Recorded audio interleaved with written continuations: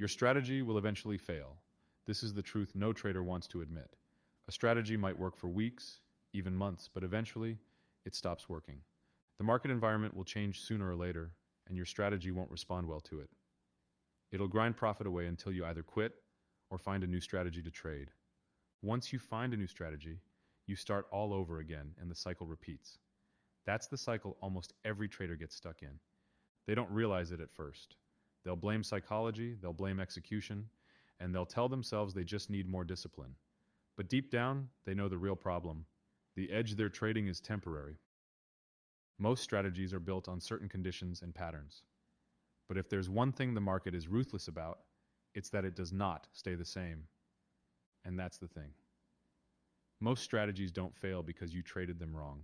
They fail because they were never built to survive in the first place. No matter how good you think it is, it'll eventually get worn down and swept away. But there's a way out of this loop, and it's something underneath strategies. It's something that the market can't reach, no matter how hard it tries. So in this video, I'll show you exactly how to not fall into the strategy hopping trap and finally trade with a real edge that actually compounds. And just a quick disclaimer, none of this is financial advice. I'm just showing you what works for me. If you choose to use it, do it responsibly and size correctly. So the issue with every strategy is that they're built on what the market looks like, not why it's actually moving in the first place. You'll have things like patterns, setups, indicators, and candles lining up a certain way. Maybe rules that say, when this happens, do this. But all of this is surface level. It's just something you can observe and describe. But that doesn't mean it's something fundamental to the market. And again, that doesn't mean it can't work. You can trade something like that for a long time. You can get good at it. You can even build intuition around it. And building intuition in trading is key, because that's what gives you an advantage over a regular trader. You start to recognize when the setup looks clean, when it looks sloppy, and when you should pass. You'll win more and lose less. That's what boosts your profitability and finally starts getting you some traction. But the problem is, that intuition is still tied to the strategy, not the market. You're basically learning how a specific pattern tends to behave, not what's actually driving the price underneath it. So the moment that pattern stops showing up the same way, or starts behaving slightly differently, your intuition doesn't transfer along with it. It just breaks. That's why traders can spend years mastering a strategy and still feel stuck. It's not that they failed to put in the time or the effort. They just went deep on something that was never meant to be permanent. And by the way, if you're stuck in the cycle of finding a strategy, trading it for a few weeks, then watching tilt, tear it apart, I made something that'll transform your trading. The Tilt-Proof Trader Guide, the system I use to trade without tilting, without second guessing, without self-doubt and chaos. The best part is I'm giving it away for free. Link is in the description. Check it out now and come back when you're done. My system will make way more sense after you see how it all connects. So they've seen a lot, but they don't actually know how to reason about what they're seeing unless it fits their setup. In reality, you never actually understood the market intuitively. Take a chess player, for example. A lot of players learn chess by memorizing openings. They know the first few moves, they know what's correct, and as long as the game follows that script, they feel confident. They don't have to think too much. They're just following something they've seen before. But the moment the game goes off script, they're lost. Their understanding was tied to memorization. But a chess grandmaster thinks differently. They don't need the position to look familiar. They're asking, who controls the space? Where can I put pressure? Which pieces matter right now? And they can play anyone in any situation and win. They understand the game beneath the moves. Now look at how most traders operate. They trade just like beginner chess players. They can follow a strategy, but the moment the market does something different, which happens all the time, it falls apart. And that's why intuition in trading feels so fragile. Real intuition isn't saying, I've seen this setup before. It's saying, I understand what matters here, even if this looks different. Think about any profession where intuition matters, something like a doctor or an engineer or a pilot.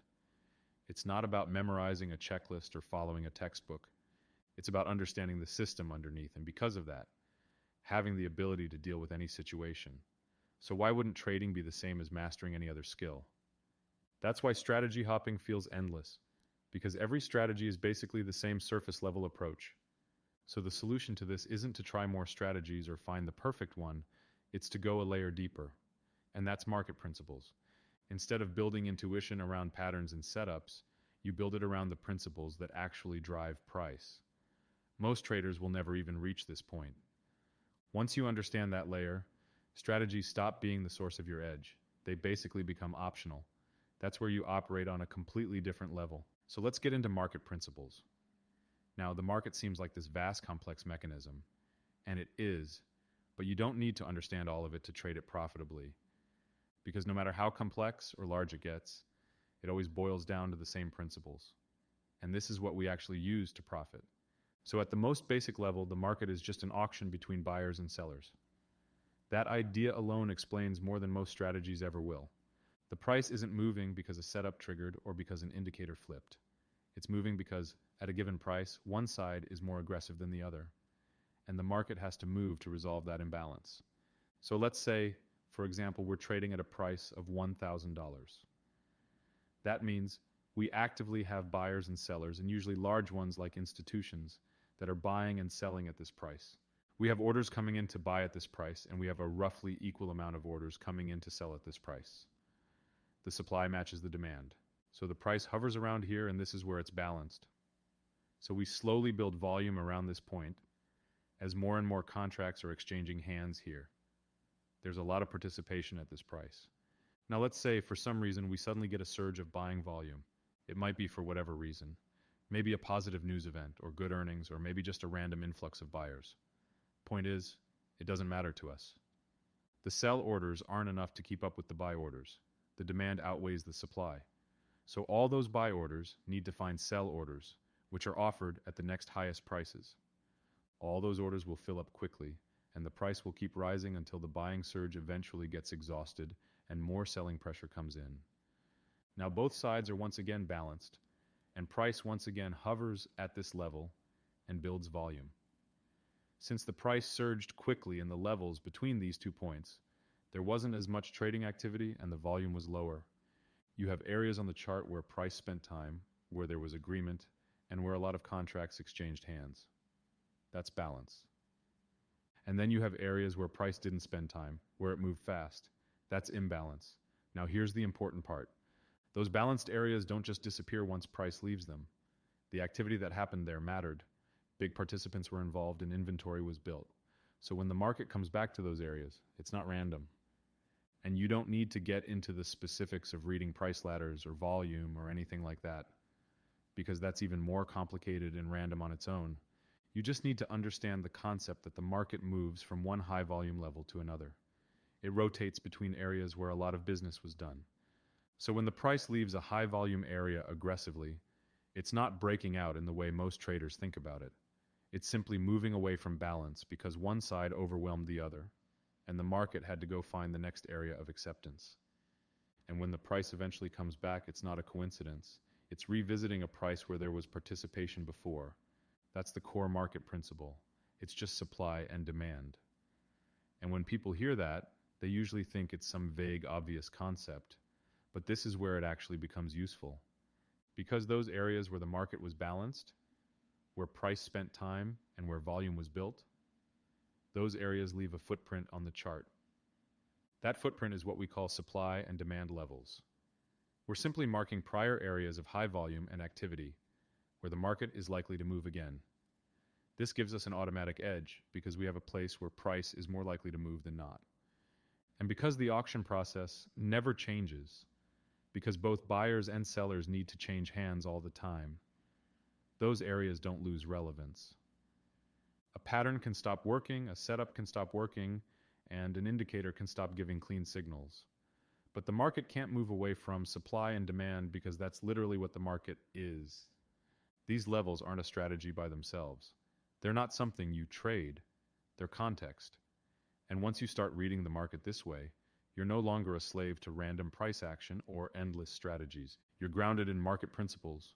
So no matter how the market moves and no matter how strange or unfamiliar it looks, you have the right context to see through it. I'll link a video here where I explain exactly how to find them and mark them in the real market. Now trading this becomes pretty simple. The price is attracted to these supply and demand levels and will move between them. All you need to do is figure out which of these levels the price will be attracted to, then ride the wave from one to the other. Even if you get it right half the time, which is the same number of times as a coin flip, as long as you have a risk reward above 1 to 1, you'll still be profitable. And from there, you slowly increase both your win rate and your risk reward until you become more and more profitable. That's literally it. You don't need to worry about interpreting candlesticks or reading indicators or marking new levels every day, working incredibly hard just to be marginally profitable, with a strategy that won't work soon anyway. But when you're tied to market principles, the market rewards you. You're simply operating within the structure the market itself creates: supply, demand, balance, imbalance. That's how you build a system that lasts and grows with you. Be sure to check out my tilt-proof trader guide in the description. And if this video helped you, make sure to like, subscribe, and turn on notifications. I'll see you in the next one.